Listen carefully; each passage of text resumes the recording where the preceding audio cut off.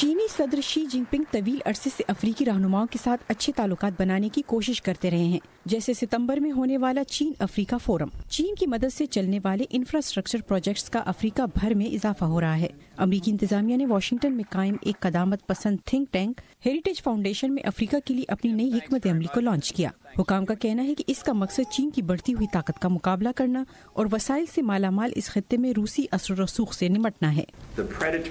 چین اور روس کی لوٹ مار پر مبنی سرگرمیوں سے افریقہ کی معاشی ترقی پر منفی اثر پڑ رہا ہے۔ اس سے افریقی ملکوں کی مالیاتی خود مختاری کو خطرے کا سامنا ہے۔ امریکی سرمایہ کاری کے لیے مواقع میں کمی آئی ہے اور امریکی فوجی آپریشنز میں مداخلت کے ساتھ ساتھ امریکی قومی سلامتی کے مفادات کو خاصے خطرے کا سامنا ہوا ہے۔ National security advisor John Bolton کا کہنا ہے کہ حکمت عملی کا مقصد تجارت اور کمرشل تعلقات کو بڑھانا، دہشت گردی کے خطرے سے نمٹنا اور امریکی امداد کے احتساب کو یقینی بنانا ہے۔ ہم خوش ہیں کہ آخرکار امریکیوں کے پاس ایک حکمت عملی ہے جو افریقہ کے لیے بامقصد ہے۔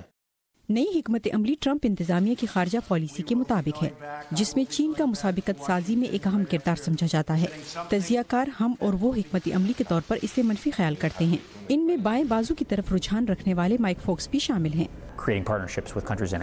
ہونا یہ چاہیے کہ افریقہ میں مختلف ملکوں کے ساتھ ایسے شراکت داری کی جائے جو ہمارے مفادات پر مبنی ہو کہ ہم مشترکہ مقاصد کے حصول کے لیے کس طرح مل کر کام کر سکتے ہیں۔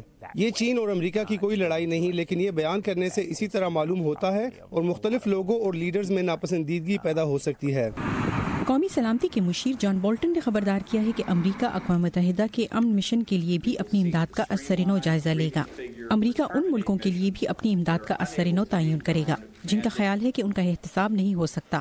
بولٹن نے اس سلسلے میں جنوبی سوڈان کا حوالہ دیتے ہوئے اشارہ دیا کہ ممکن ہے کہ جنگ سے تباہ حال اس ملک کے لیے تمام امداد جلد بحال کر دی جائے۔ پیٹسی بداکسوارا کی رپورٹ کے ساتھ نیلوفر مغل، وائس آف امریکہ۔